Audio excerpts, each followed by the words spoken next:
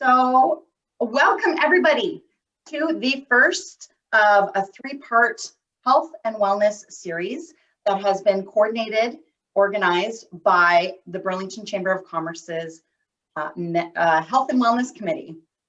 My name is Shauna. I'm the Vice President of the Burlington Chamber of Commerce, and I just want to welcome everybody. And again, thank you so much for taking an hour out of your day today to sit in with us. I'm going to introduce the fabulous Tanya, who is the chair of our Health and Wellness Committee, and she will be moderating the session today. So Tanya, I'm going to throw it over to you. Thank you, Shauna, the lovely and talented Shauna. Hello, everybody, and welcome. I didn't know what Shauna was going to be saying, so everything she said was what I was going to say. So welcome to our very first in a series of workshops that center around your health and your wellness. So because we love an alliteration, we decided to hold these on Wednesdays. So it would be a Wednesday wellness workshop. WWW, very exciting. So you can't forget. So they are going to be monthly. This is our first one, parenting during the pandemic. Our committee felt that this was a really pressing issue for a lot of our chamber members, how to work, through this pandemic as a parent. So we're so delighted. We've got two brilliant speakers today. You will have an opportunity for a bit of a Q&A with them as well afterwards. So the chat isn't enabled, so please post any of your questions. We'll hope to get to most of them after or during the allocated time. So I would like to introduce our first speaker, Sarah Brody, who is not nervous at all, by the way, not nervous, calm, cool, and collected. Sarah has, and I'm going to read from this because I unfortunately did not memorize it, but it's so impressive, we all should memorize this. 15 years of experience working in hospitals, schools, addiction rehabilitation, and in private practice. Sarah works with families and individuals of all ages towards a shared understanding of each person's struggle and a gentle, persistent look for the unmet need underlying every struggle, symptom, or behavior. So she's seen problems with mood, personality, behavior, addictions, and attachment actually resolve into profound self-acceptance. I absolutely love that. Sarah offers assessment, treatment planning, individual and group art therapy, and psychotherapy. She works with children, adolescents, and adults experiencing a broad range of mental health, behavioral, emotional, developmental, relational, and psychological difficulties, including trauma. So she also works with parents on resolving problems in disciplining and understanding a child's behavior. So she's a registered psychotherapist, a graduate level art therapist, and a psychoanalyst. And if you'd like more information about Sarah and her practice, you can check her out at sarah-brody.com. Without further ado, drum roll, please. Sarah Brody. Thank you, Tanya. Thank you, Shauna. Thank you, Burlington Chamber of Commerce, for putting this important topic up on the post today, and for you for coming and prioritizing this topic for yourself, parenting in the pandemic. So I'd like to leave you feeling good and some of that acceptance and compassion towards yourself as a parent today. And just give me a wave if you can hear me clearly. Yes, good. Good. This is all unprecedented. So anything we do to adapt to parenting during a pandemic is creative. So I'd like you to leave appreciative of your own ingenuity in making it through.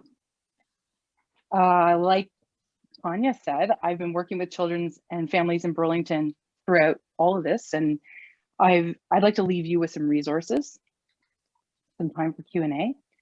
And I'd like to invite anybody to just stretch as needed, because I find this sort of screen business a bit bridled, and we all have these wild bodies that need to move around. So please feel free. I was born and raised in Burlington. I went to Nelson High. I lived about 15 years in Montreal before coming back here to raise my family. So I brought, like Tanya well described, my Montreal training and my creatively inspired therapy practice, opened it about 6 years ago here. And I've had a lot of success in serving the community. I love working for Burlington. People have entrusted their children's mental health to me, their own too. And my referrals come from doctors and teachers and community members like you. I'm so grateful. I am so humbled by the trust that I am given. And so these observations for you today, I feel belong to the Burlington community. And especially you as fellow professional parents. I'm also a working parent through all of this. My practice was full before the pandemic, and I actually am in the position of rarely taking new clients because I work very carefully to address the root causes of problem behaviors and emotions along with my clients. So it often needs patience and time. So while my practice is full, and I'm sorry that I can't really take new clients now, I have a couple of colleagues I refer to, and I have a room that I'm looking to fill if anyone knows somebody who'd like to join the Artery. It's a nice little sage colored bungalow right just south of New Street on Guelph Line. But today I'm burning to share with you what I've been learning about our children and parenting at this time. I think about this all the time, and I feel like the Chamber of Commerce's invitation was exactly what I needed, like a steam valve to share some of what knocks around in my head. And it's kind of too much, so I'm going to try to get through it succinctly. I'm so grateful to the Chamber of Commerce for doing this, this rolling along of helping businesses in Burlington right now. I'm connected to the Chamber through my position as a board member at the Nelson Youth Center. I'd like to take a special moment to shout out a very special nonprofit amidst our community who is doing the same thing that I'm doing, but groups and on a much larger scale. I'm mostly hidden away in my consulting room, and every day I find myself longing to share. So here we go, pandemic edition. Before COVID, and all the more now, I am in awe that people managed to pull off any of the following things. So check off these boxes that count for you and be proud.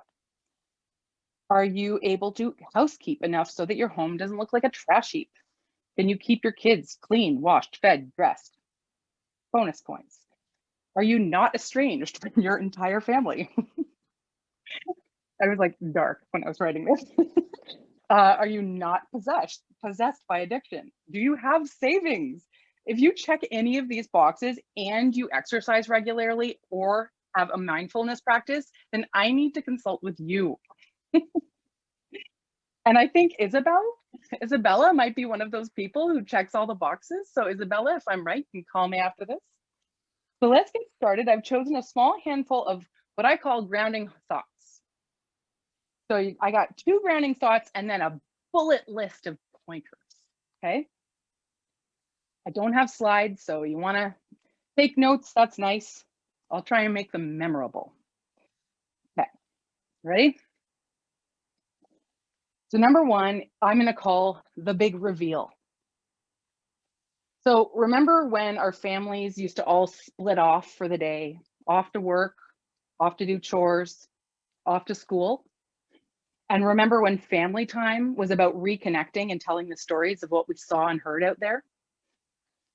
Well, unless you're an essential worker, and I have kept my office schedule, so I have split off, here's one implication I've been thinking about a lot. Virtual school, all this time, the lockdown, we've all been home. Children think they have seen behind the curtain. They think they have seen adult daily life, the grown-up stuff. I mean, have they really? Maybe they've seen us madly trying to do our pandemic pivot. Maybe they've seen us shudder before our 6th Zoom call of the day. Maybe they've seen us staring at the wall while we're wondering about what will come of all this, our businesses, our vulnerable family members. It's not exactly a glorious picture that they've been given. And I think they think they've gotten intel on adult life and they're not impressed. So when grown-up days are out of sight, when we all split off, children presume that we have these rich, full days that are somehow bigger and brighter than theirs. And they kind of need to. I think they're primed, children are primed to think that way because they need incentive to adult one day. And every single person starts adulting right at the beginning of their life by watching their own folks go through it about their days. So in lockdown, many children witnessed us during our most stressful and empty, strange, alienated times. So like I said before, there has to be this lure, this draw, this carrot on a stick in order for child development to be sparked. Pre-COVID, I always encouraged parents to appreciate how grown-up fun is the best incentive for your children to want to grow up. If we're always on the sidelines watching our children have fun, but they're not watching us the other way around, it sends the message that childhood is the best part of life. I'd like to challenge one of culture's messages that the simplicity of childhood is where it's at.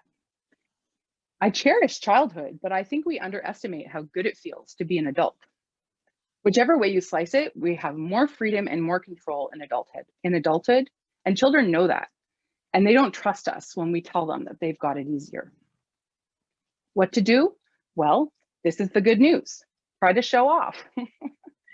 Show off the good stuff. Have your children be a witness to you laughing on the phone, being captivated by interesting challenges at work, sounding smart, telling good stories, making grand post-pandemic plans, appreciating culture, books, movies, and such that are way out of their league. I'll pause myself and make sure that I'm like communicating myself clearly enough. I'm happy to either like, if there's like, I don't know if the chat's like lit up with questions or no, good, I'm gonna keep barreling on. So that's my point, is the big reveal. Number 2, this one I'm gonna call different circumstances. So COVID has affected our businesses, our families differently. There's no generalizations to make. I'd like to share a story from my pandemic experience as a working professional, parent, and it bears my own struggle. So don't judge. I'm not relating it as a therapist. I'm relating it as a business owner in Burlington and a parent, and I'm in the kind of owner operator situation that goes like this. If I stop working, we have no income. And I'm the only earner in my family right now. So like many of you, this has been like a soul searching moment. So while I'm telling you this story, you will hear me processing as a therapist. I have the practice of that. And I think you'll see that what I decided matters most is contrary to a lot of, I guess, what I see out there on the media and so on. So going back to my first observation, which I called the big reveal, where children see, or they think they see behind the scenes of adult life. So you know from that observation that I think that moments that prioritize adulthood over childhood function to allow our children to look up to us. So when last March break became the beginning of lockdown, and when schools made their attempts towards distant learning, my grade 5 son was totally stuck. He missed his classmates, and he made the plea that doing schoolwork made him feel lonesome and unmotivated. He's already a reluctant reader, which, I don't know, you can see my office, this is my home office, but like, it's just not okay to be a reluctant reader in my family. And so we battle about this. And he's also totally not self-led in his learning yet, grade 5. Meanwhile, lockdown ignited all my insecurities that I would lose my business. And I catastrophized with the besties.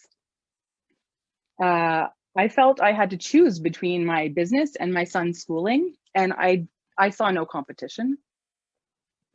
As a therapist, and I know this, and I'm sorry to be grim, but the most important skill of emotional regulation is the most unsung. It's grief.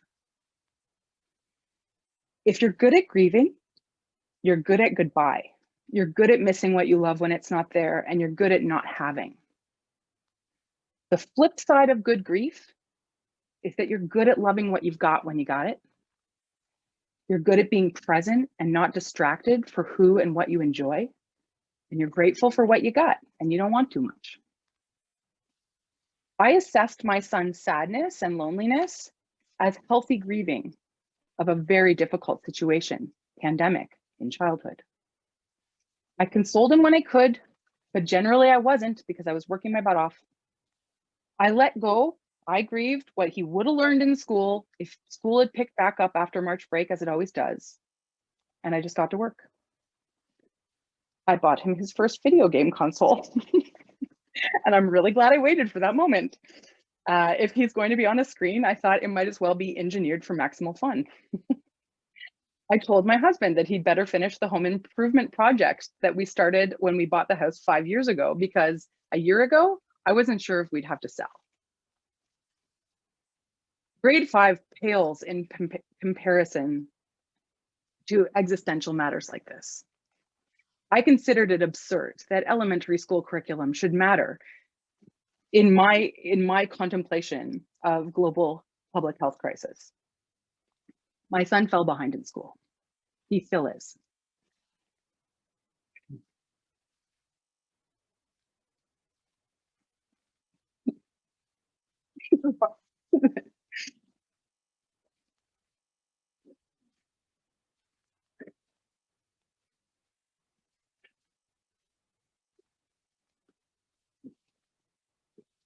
Other students in his class did too, but most didn't.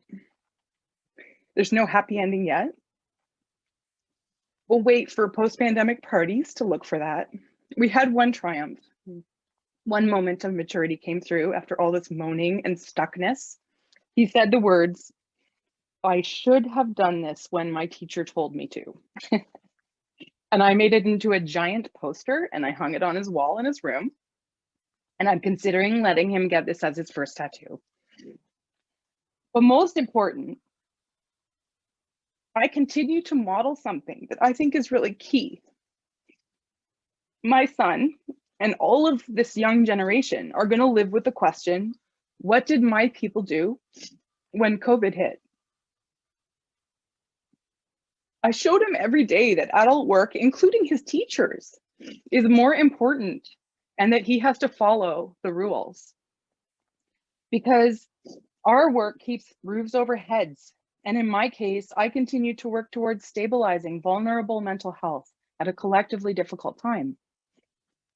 We all work so hard to bring up our children so they can be healthy and successful. And more importantly, so they can enjoy different stages of life. And we work hard to keep a community wherein our children can grow up nicely. And we can be our own version, adults, as successful citizens. During the pandemic, when schools shut down, we had to choose. I'd like to offer you that if you let your child's academics and lifestyle slide while you held on to your professional hat, that you were being realistic and teaching your child one hard truth about reality. The word that comes to mind is sacrifice. Now, tips. Everybody likes tips, so get your pens. I got about a half a dozen. I just have a dozen because that's what we were talking about before, donuts. Okay, so here are the donuts of therapy. And then it's ask me anything time. So I do all of my parenting in one dimension. It's in language. And I do most of my therapy within the realm of language also. This is most efficient. Parenting behavior is maddening. If you try to change their behavior, you get into this conflict. If you try to parent language, they seem much more amenable to it. If you want to address behavior, then choose tone of voice. And the trick is that you got to mind your own. You got to mind your own language and your own tone. So I feel like this is stating the obvious, but sometimes we need that. Think of parenting as never-ending elocution classes. Enjoy the moments when you can just talk or play. Quality time is where parenting is just modeled. It's implicit in the way that we behave and the way that we talk, where you don't have to actually correct or nag or harp or repeat yourself. Those playful moments happens sort of after you've caught up with chores or you've put them aside and you're enjoying life. And this is for sure the goal, but I don't need to tell you that parenting seems never ending. And these moments are too rare. So here's some ways that when you have an ask and you have a parenting piece to do in your household, and I mean, gosh, how many times do we have to make an ask or a directive in a day as a parent? Like personally, I can't even count. So here's how I try to go about it efficiently. So number one, everyone is overstimulated by tech. And if you'll notice, when we look at tech, if we were going to decide if we're going to take in a piece of media, you look at the bar, that little bar that tells you how long the video is, or that little bar that tells you how long the scroll of the read is.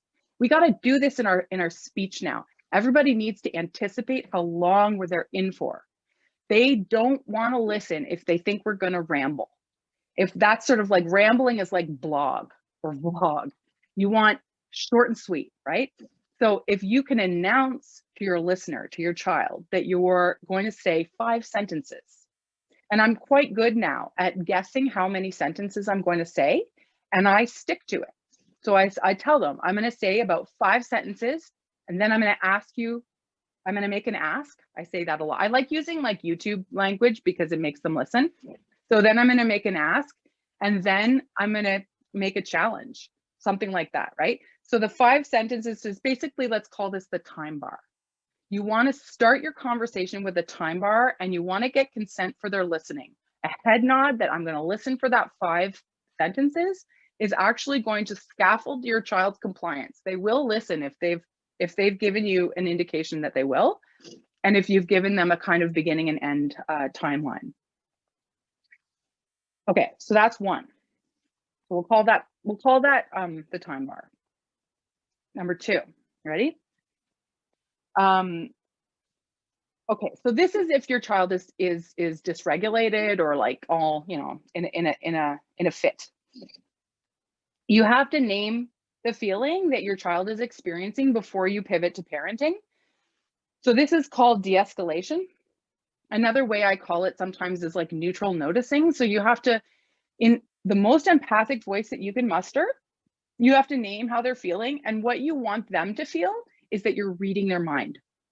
And you can, because if they're making you feel something, then you're already working on a theory of how they're feeling because you're reacting to it in your body. So you have a theory. The practice is putting it into words. And this is an art, and it's something that I do as a therapist. I'm always putting into words what is unspoken. That's when you give people the feeling that that you're reading their minds, and it's a relief because you feel like the person that's with you understands you better than you did even understand your own problem. And that immediately tethers them to you as you, the problem solver. And then you can do your parenting work. And that neutral noticing, or that, let's call it mind reading, can take a very short amount of time. And if you learn to trust it as an actual de-escalating strategy, this too is a practice, just like we were talking about the time bar as a practice. Neutral noticing is a practice that you are giving to your child. Okay, so time bar, and then, oh yeah, so you're basically, you're going to see your child respond. You're going to see your child come down in his dysregulation or her dysregulation and attend to you. And then you've got the floor and you can go do your parenting. I'm going to add one more thing on this. In our culture, we have, oh yeah? Shauna? Sorry, Sarah, what age group are you referring to? Any. Like, I really feel like if I'm talking dysregulation, if someone's dysregulated, then they're acting pretty young. They're acting younger than 9. So whether they are 9 or younger, or they're acting 9 or younger, this neutral noticing is important. But you know, a teen can be dysregulated. So I think this would be the same. It's a good question. Thanks. And I will say this about that we have this fixation in our culture about being okay. Are you okay? Are you sure you're okay? You're not okay? Like this thing. You don't have to have fancy words when you name how people are, but if they're dysregulated, they're not okay. You can actually say that. I can see you're not okay. I can see you're in pain. I can see you're upset. I can see that you're whatever, you know, like just like basic I can see you're torn. These basic ways. It can be one word. And not okay, I give to you as a gift. Because our children will escalate their behavior if we make it okay. They want us to recognize and reflect on their not okayness, because every child has to figure out how to be not okay. That's kind of like the harder edge of self-regulation. So that's sort of like, I started with the time bar. Now we're talking about mind reading and like allowing for not okayness. And the not okayness can, like, we want it to last the minimum amount of time possible before okayness comes back. But so we're not dwelling there, but I believe that the only way to go through the not okayness is to acknowledge it and to allow for that to be. Okay, quickly, 3 more points, these are quick. If you have a young child, so we're talking less than 5, but you can try to institute this at a later time if you have older children, because this is invaluable. It's what I call like parroting, like a parrot, like the bird.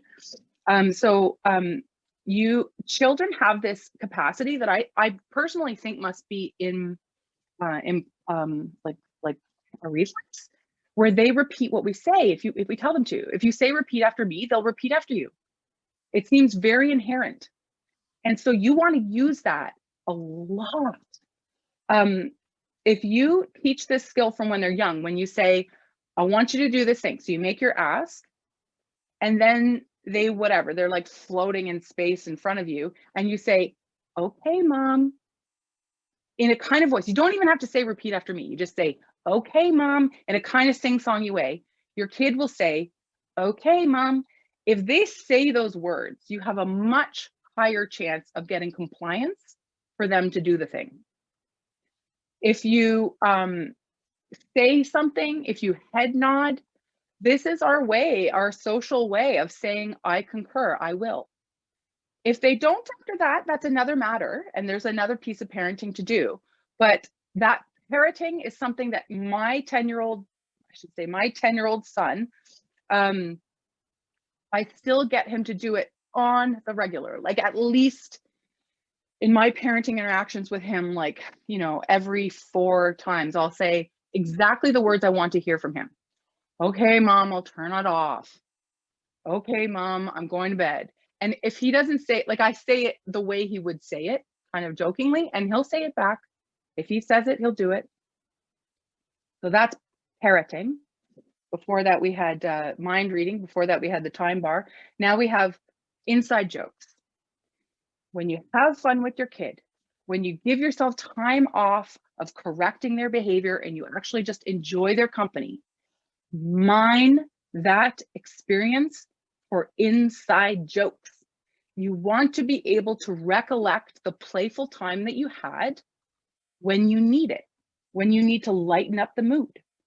So either you're watching them play, or you just know the characters they like, or the stories that they're interested in, and you just get little nuggets and you weave them into your asks and your little going about your routine to cue them very quickly, very efficiently, and lovingly, that you know them, that you know what they like, and that you're kind of infusing their life with play. That's a quickie. And the very last one is roughhousing or chumming around. We touch not at all anymore. We're all in isolation. Even if they're at school, they can't touch anybody. So it's very important that we integrate touch into our bubbles, and roughhousing is actually a literal need. Like, kids need to be able to figure out how to play aggressively by figuring out their body's limits. And it's a great stress relief. I mean, work in as the dance of the day is we're all in our 4 walls and we're all going around each other. Make it fun. Like, poke them, pinch their bums, do like funny things, like consent included, but just make that a part of kind of your shtick. And it will lighten up the asks that you're making, because we were having to do that all day. So we want to just add a little bit of spice. So that's it. That's it for me. And we can move to questions. That's wonderful. Thank you so much, Sarah. Absolutely amazing tips. I'm not sure if we have any questions, though. I would like to just sort of ask a quick question that I know is been difficult for a lot of my friends. My kids are well grown up, so I don't really have to deal with this, but I think I would have lost my mind trying to bring my kids to go online and go to school. And do you have any tips for the parents whose kids are really they just don't want to do the online. They don't want to go That's to like school mine. today. Yeah, I let it go. You let it go? Yeah, I did. I let him live the consequences of not doing it. I know that's not a popular response, but I had no recourse, and it's not good, but that's a loss. That's the grief of the pandemic. So What can we how do? long would you let this go for? Would there be like a time set in and I say, mean, my kid, now he's 10, and this is just my experience with this one, but I do have my practice and I can pull examples out. But my kid had to he knows he's behind, and now he actually has to summon his own responsibility about that. I've tried a lot of things, but still have all parents, and it's very unnatural for, screens are where they went to have fun before.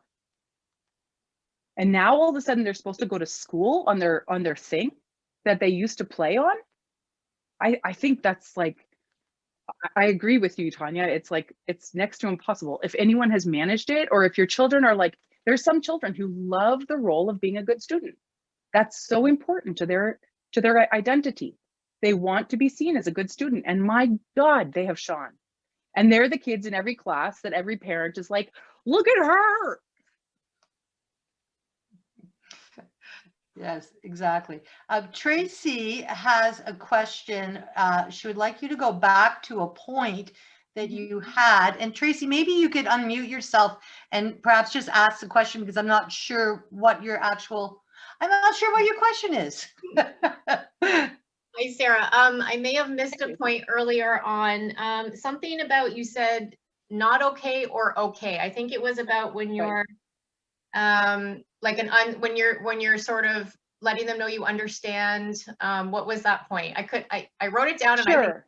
And I Sure. So what I was saying about the not okay kind of polarity is that we want our kids to be okay. It's our reflex to be like, are you okay? But when they're even a little bit dysregulated, it's good for us to acknowledge that they're not. Right. They will calm down by knowing that we have given them license to be like a bit of a mess right now. Yeah, got it. And then they don't have to ratchet it up, so that, because what happens if it's okay to not be okay right now? Like, it's that's exactly right. Okay. It's actually always okay to not be okay, right, but especially now. Yeah. Yeah. Excellent. That's really good to know. Thanks for that clarification. We also have another question. What about the other side of this, where the kids who are thriving online and don't want to go back to a physical school? Oh, that's such a good question. I think about this all the time. Like, we've all found our silver linings, right? Like, there's a lot of them. There's a lot of siblings that didn't used to get along that now do, because they don't have a choice of anyone else to play with. There's a lot of socially anxious children who feel like a lot more control over how much they can turn themselves on and off on a screen, and they don't want to go back. Those kids, and I don't know if that's the case of the question asker, there's lots of kids who just enjoy the kind of relaxed mode of being able to school from home. Those kids are going to have more of a struggle when we return to normal. And I think of high schoolers a lot for this. They've adapted very quickly, and my God, in some cases, it's a dream come true. They don't have to roll out of bed to go to school. And their difficulty is going to be on the other side. And so our support for them, maybe we reconvene post-pandemic, because we're going to have to do a lot of not okaying, helping them when business is, well, I mean, is it ever going to be business as usual? But you know what I mean, when school is back without these strictures. Thank you. That's so great. I'm just going to quickly see if we have any other questions before we move Sure. on. Any tips for how you handle, hold on, the screen is moving. I can't keep track. I think we're good, Tanya. I think that was the last one. Oh, Oh, no, okay. sorry, I'm lying to you. Cassie's got one. Yep. That's what I was trying to read for us. Sorry So about that. for how you handle when naming the behavior doesn't work so well. For example, I'll say to my four-year-old, you seem Mhm. frustrated right now, or mad or sad, and she'll respond angrily, I'm not frustrated. How do you respond to Great. that? That's a great question. Oh, I wish I had the play-by-play. I would take out the seam and I would say, okay, this is so 4 years old. I'm speaking to a 4-year-old here. The 4 years old don't know any feeling words. So I make them up like you feel screamy, or you feel hitty or punchy, or you feel like crying. Make them body words. And if you can see and name a body word that's actually happening, like you feel all clenchy, that might elicit a yes. The child, the 4-year-old, might not quite connect frustration with their present state yet.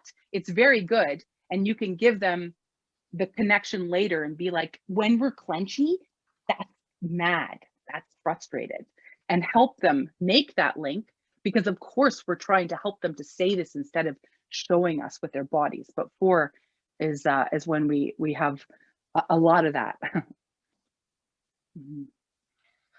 Wow, that's amazing. You know what? We could chat for hours and hours on end. It's too bad we only have like, just an hour. So thank you so much, Sarah. Really some great tips and tricks. And I particularly really liked showing our kids the good stuff of being an adult. Bravo. That's such a wonderful idea. Love it.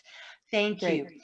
Thank you. We have about 40 minutes left, and we are going to move to our next speaker, Isabella Kavesic. Did I pronounce that right? Yay. Yes, you did. Thank you. I've been practicing for hours on end. So Wow. I know, I'm so delighted. So I'm just going to read a little bit to you to introduce you to our next speaker, Isabella. She is an award-winning, purpose-driven performance expert. She has 20 years of experience leading teams and building many of the consumer brands that we use every day. She's a co-founder and partner at Blue Water Performance Limited, where she serves her entrepreneur clients to deliver on their personal and professional mastery goals. Always leading with purpose and vision, Isabella's superpower is rooted in unleashing confidence and translating strengths to performance in those she works with. A trained Finding Your Purpose facilitator, she's been described as a lightning rod in energizing and enabling women to live their best lives. I love that. What a great description. Isabella also serves as the president of the real estate development firm she co-founded and is a proud mom of 3 high-energy preteens. So if she's not climbing rock walls with her kids, she can be found at the cottage on her stand-up paddle board with her dog, wait for it, Bruno Mars. Very nice.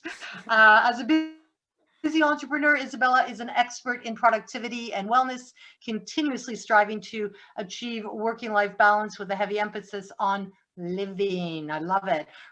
Her purpose in life is and ignite excellence for women everywhere. And she's also a proud member of 100 Women Who Care in Burlington and a mental health and wellness thought leader who actively supports local initiatives within schools and business community. Wow, impressive.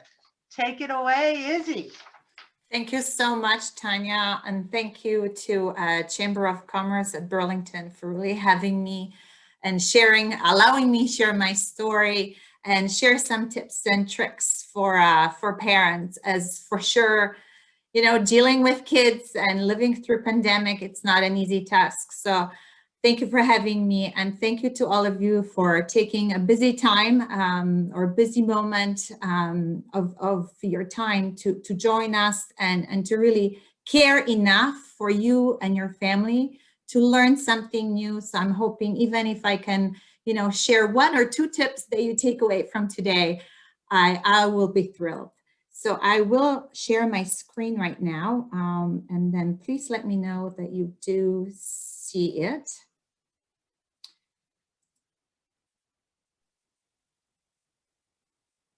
We can see it, Isabella. Okay, amazing. Okay, we're good. Okay. Just need to go on slideshow. Okay, perfect. Thank you so much. Okay, so, okay, why am I here? Well, before the pandemic, being a performance coach and business consultant, I really thought I had it all together and all figured out. Boy, was I really wrong. This is me in May, and my daughter added the bunny ears, so the picture doesn't look too scary for you, but that was me. That was me living through pandemic, trying to run 2 businesses, losing clients, getting new clients, and it got too much. I forgot to take care of myself. I thought I was having a heart attack. Thank God it wasn't. It was a stress attack. So I made a mission that if that damn thing can get to me, I will do my best to educate other parents, prioritize self-care and mindset and mental health, and help other parents thrive through all of this. So this is why I'm here. So I believe there are 3 principles to achieving work-life balance. And those principles, again, based on my own opinion and my own experience. 1 is doing productive work that matters and also that you feel accomplished.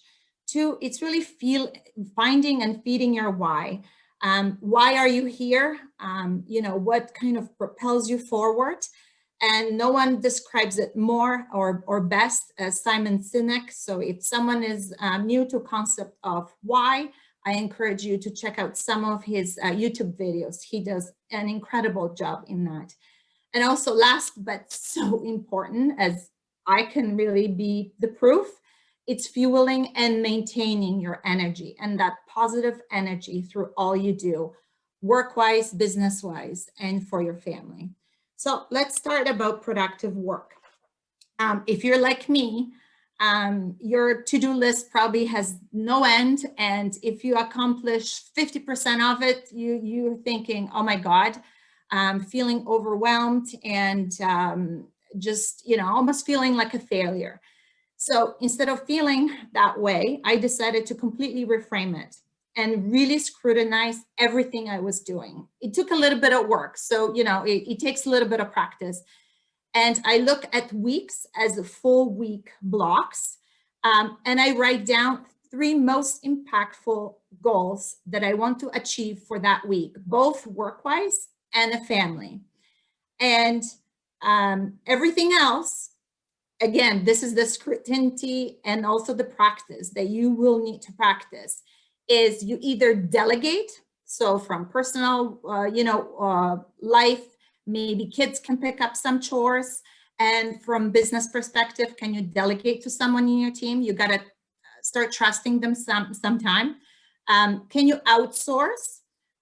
It's a great time to support the economy and the local businesses. So think about how can you outsource, or if really it's not that important, if that doesn't fuel that why, and your work and your family, I would say get rid of it. We all always try to do too much. So really take more charge of it. Also, another tip around productivity, and this comes from many experts, it's blocking the like tasks together. So what I was finding in the past, I was, I would do a couple calls, then I would jump to doing emails, jump to meetings, and it was not productive. The mental energy was really lacking, the productivity, the focus wasn't there. So instead, I block now everything in 2-hour intervals. If I'm supposed to do calls, I will do them all together. So as my energy flows, I schedule my calls together. emails as well. So really focus on that particular task in blocks of 2 hours. And I would say, if you want to push it a little bit further, create a theme. So for example, day themes. So on Mondays, maybe you do all your finances. Maybe Tuesday is your networking day. Maybe Wednesday, it's your creativity day. So I really encourage you to try to do this.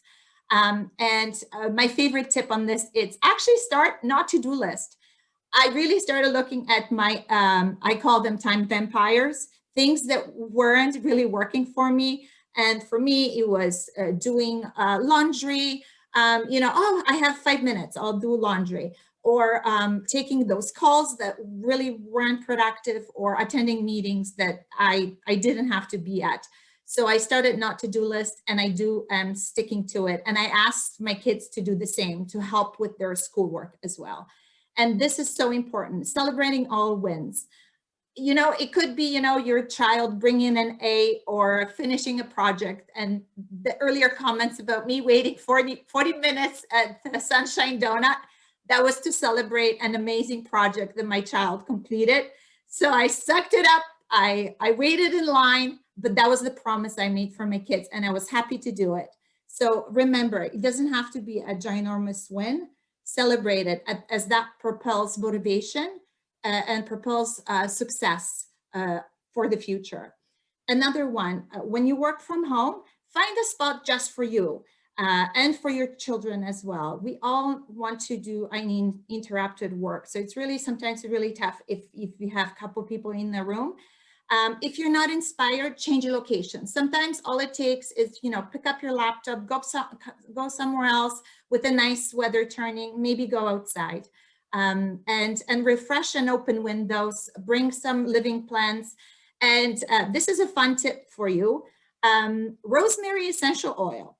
So in ancient Greece and Romans used to wear rosemary necklaces and crowns to increase their concentration and focus. So I'm always now distilling some rosemary essential oils, and it's working. So I really encourage you to do this. And for my children, what I notice when they're working from home, the noise and hearing each other bothered them. So I invested in really good noise canceling headsets. So I really encourage you to do that, especially kids with ADHD or other things. It really is working for us. So maybe that's something you would like to do. Another one, it's taking breaks and setting those remindings in your phone. And I like what Sarah was sharing about, stretch as you want, and really being mindful of it, as sitting around at your computer can be really hard on your body, your brain. So move around. And Zoom fatigue is a real thing. It really, brain has to work much harder when we're staring at a screen. So I would really encourage you so this is a rule and you can Google it. It's called 20-20-20 rule. So every 20 minutes, look away at something 20 feet away from you. So it could be, if you're sitting by the window, maybe it's a tree and a squirrel. Look at it for 20 seconds. That calms the brain down. That helps you to reset and refocus, driving productivity and easing your body and your brain. And this is something we started implementing at our business, and also meetings with my kids. I noticed I need those one-on-ones with them, and we started implementing audio only or walking meetings. So audio only for work and walking meetings, both at work. I have a couple clients, we keep social distancing, but they are walking meetings. Walking meetings can help you drive your out-of-box thinking. So really fuels creativity, which was something I found very interesting. So I encourage you to kind of think about your next meeting differently, or maybe it's talking to your child about something important. Take them for a walk, and especially around nature. It'll be great. Now, okay, I know I need to go fast. So feeding your why, it's really thinking about why the heck do you get up in the morning? Why do you do what you do? Reflect on it, as that will help to guide you what you say yes to and what you say no to, both at work and your personal life. Take those little moments in life and celebrate them. The other day, to celebrate another win for my family, we decided to have a little picnic outside, just on our deck, but made it a little bit fancy, and everyone was super, super happy. So take those.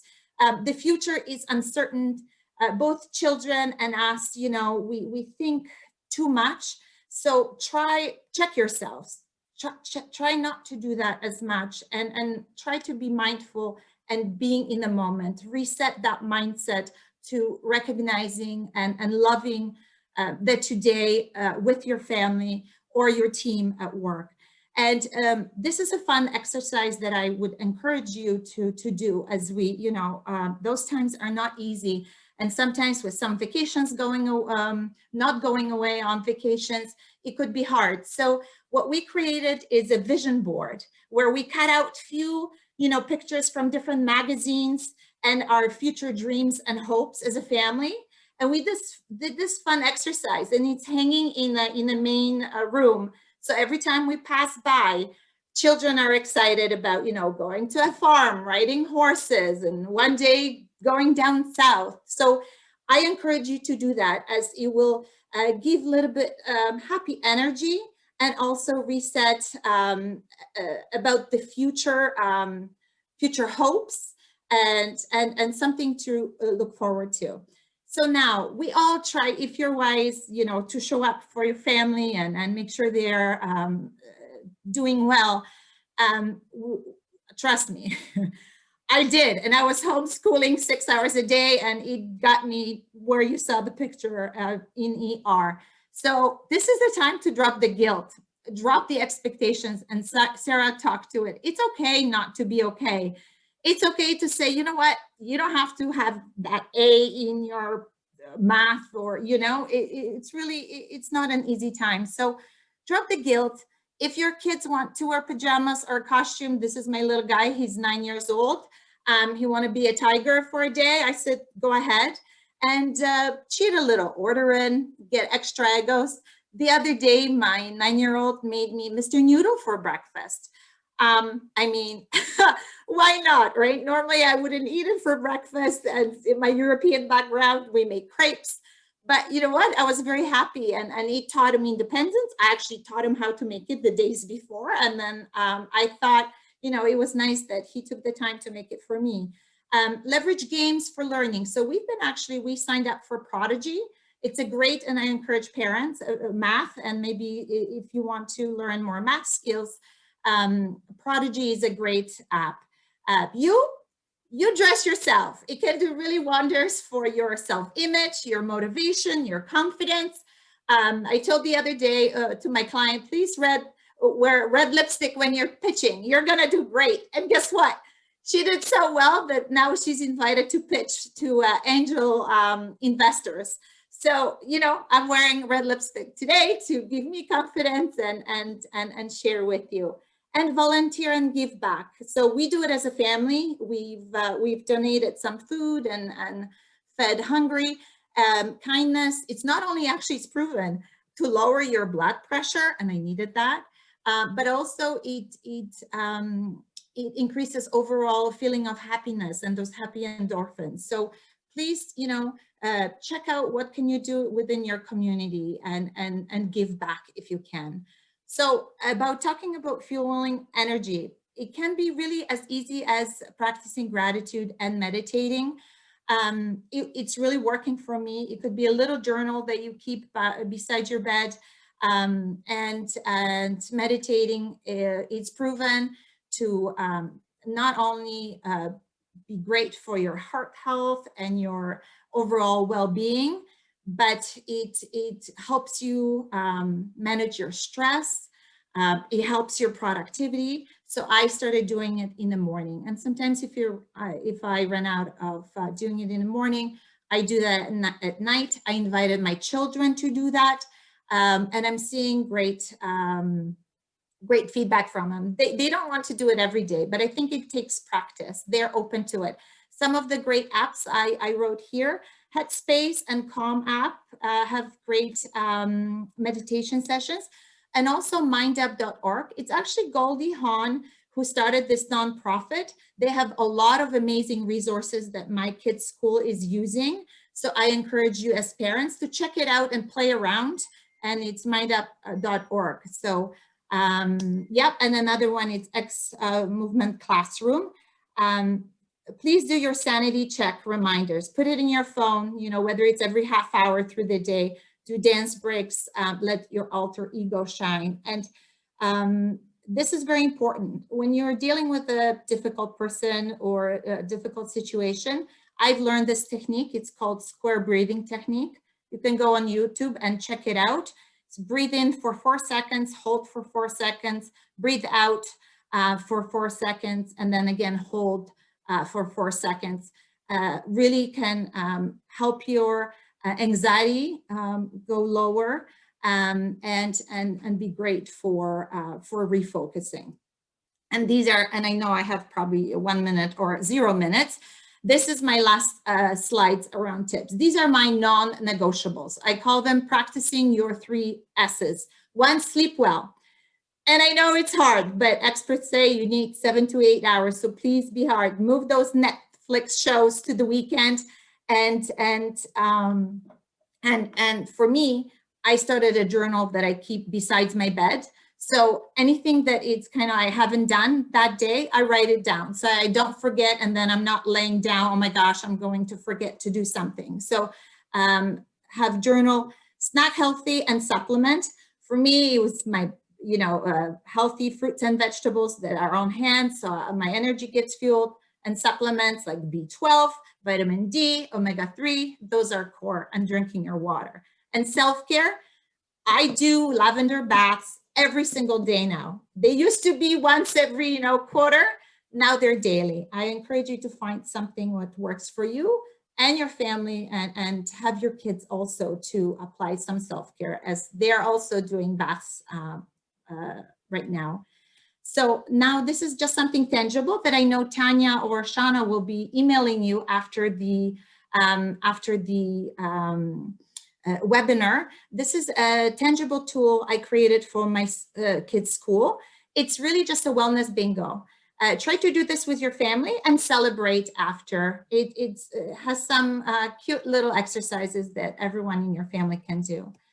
And now I'm done, but what I need from you as you listen to both Sarah and I speak to you around some tips and helping you manage being a parent in pandemic and working parent. Think about what commitment are you gonna do for yourself to really help you bring more balance in your life and deal with family, deal with work, your businesses, and pandemic. So thank you very much for having me. And yeah, if you have any questions, I would love to take them. Bravo. Thank you so very much. There's so much stuff there. And unfortunately, we don't really have a lot of time for questions because we have 1 minute left. So as Isabella said, we are going to be sending out a package with tools for everybody to take a look at. But my quick question, could you just very, very quickly tell us how to play that bingo? Like, do you play it like a regular bingo game, or will there be instructions when we get it great question. It's really a challenge that you can have. If you have few kids, you can do it, right? Each child does their own bingo, and then whenever they're done, they celebrate it. So whether it's a Sunday night or like you do a Sunday treat or watching a movie, or you can, we found doing bingo with our family friends was fun as well. So yeah, it can be done as a family, or you can have your children compete against each other. Fantastic. It's absolutely wonderful. And I have to say, I love the idea of the rosemary crown. I'm going to alter mine to be a tiara because I think I should be wearing that to work. I think it'll be very, very cheerful. So I'm looking forward to rocking that. So thank you so much, both for your time and everything that you've put together for us here, Isabella. And thank you again, Sarah Brody. you. Both of you, fantastic session today. So pleased that you could all make it out for our first in our wellness workshops. Our next workshop will be on April the 28th. We hope you can join us for that one. It's going to be a little bit different, and our theme is what the employer needs to know. It's going to be kind of like a first aid in the workplace for mental health. So Yeah. we hope that you can join us for that. There'll be tons of information on the Chamber's website. So stay safe, take good care of yourselves, and we will see you next month. Thanks for coming out, everybody. Thanks to the Chamber, and a big thank you to everybody on the Health and Wellness Committee. A lot of